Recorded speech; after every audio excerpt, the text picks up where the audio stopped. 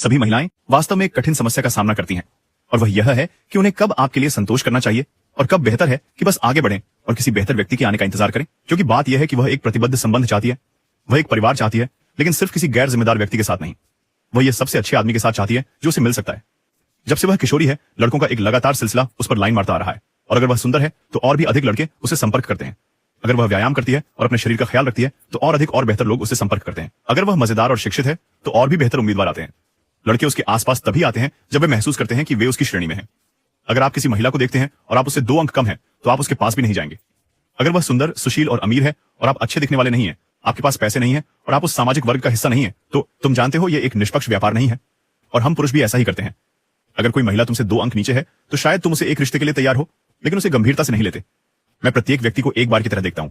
अगर तुम 8 हो तो तुम्हारी सीमा 7 से शुरू होती है अगर तुम डील दे रहे हो, और 9 तक जाती है अगर तुम पूरी तैयारी में हो। यह आपका डेटिंग रेंज है, न्यूनतम से अधिकतम। इसी कारण कुछ महिलाएं तब अपमानित होती हैं जब कोई बहुत बदसूरत आदमी उन्हें टोकता है या उन पर लाइन मारता है, क्योंकि यह ऐसा होता है। तुम्हारी हिम्मत कैसे हुई, सामान्य इंसान, मेरे पास आने की जब मैं खुद को मोनाको की राजकुमारी के रूप में देखती हूं। यह उनके आत्म छवि के लिए अपमान जैसा लगता है। और यह एक और समस्या है, हम सबका खुद के बारे में एक विकृत छवि होती है। उदाहरण के लिए, आप एक पुरुष के रूप में सोचते हैं कि आपकी बहुत कीमत है। आप सोचते हैं कि आप बहुत आगे जाएंगे, आपके पास एक सिक्स पैक होगा, आप मजबूत होंगे, एक सफल व्यवसाय होगा, एक अच्छी कार चलाएंगे, अच्छे कपड़े पहनेंगे। लेकिन आज आप पुराने, फटे, दागी कपड़े पहने हुए हैं जो सही नहीं फिट होते। आपके पास पेट में पैसे नहीं है, लेकिन आप सोच रहे हैं, ओह हाँ, लेकिन मेरी कीमत जो मैं अब हूं उतनी नहीं है। मेरी कीमत वह है जो मैं बन जाऊंगा। तो आप सोचते हैं कि आप 9 हैं, जबकि वह आपको 4 अंक देती है। और फिर आप जाकर उस पर लाइन मारते हैं जो 8 है, और आप सोचते हैं कि आप उसे एक अच्छी डील पेश कर रहे हैं अपने भविष्य पर आधारित। और वह या तो नाराज होती है या लगभग नाराज होती है कि यह मोटा लड़का सोचता है कि उसे मौका मिल सकता है। लेकिन बात यह है कि यही चीज उसके साथ भी होती है। वापस मिडिल स्कूल, हाई स्कूल, शायद कॉलेज में वह हॉट लड़की थी जिसे हर कोई चाहता था। वह खुशमिजाज, मजेदार, सुंदर थी और उसके पास अच्छा शरीर था, और उसने खुद की वह छवि बनाई रखी कि वह सबकी चाहत थी। लेकिन अब वह ऐसी नहीं रही और फिर से नहीं हो पाएगी। और यह उसकी जिंदगी को उलझा देता है, क्योंकि वह अब भी खुद को 9 मानती है। वह अब भी उसी श्रेणी के पुरुषों का इंतजार कर रही है, जबकि वास्तविकता में हर दिन कम से कम लोग उसे चाहते हैं। तो हाँ, महिलाएं एक कठिन दुविधा का सामना करती हैं।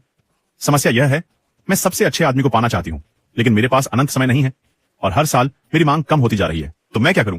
क्या मैं मेरे सामने वाले आदमी से संतुष्ट हो जाऊं, या मैं खेल को जारी रखूं और एक्सप्लोर करूं, यह जानते हुए कि यह हर दिन थोड़ा कठिन हो जाता है? यह आमतौर पर एक आसान निर्णय नहीं होता। अब तक जो चीज डेटिंग बाजार में आपकी कीमत को सबसे ज्यादा बढ़ाती है वह है स्वस्थ और आकर्षक होना। अगर आप एक महिला हैं तो ऐसा कुछ करना जिससे आप उत्साहित हों। अगर आप एक पुरुष हैं तो पैसे कमाने की क्षमता रखना, और उन चीजों को प्राप्त करने का एकमात्र विश्वसनीय तरीका है अपने आदतों पर ध्यान केंद्रित करना। अगर इस हफ्ते आप किताब एटॉमिक हैबिट्स सुनते हैं तो आप इसे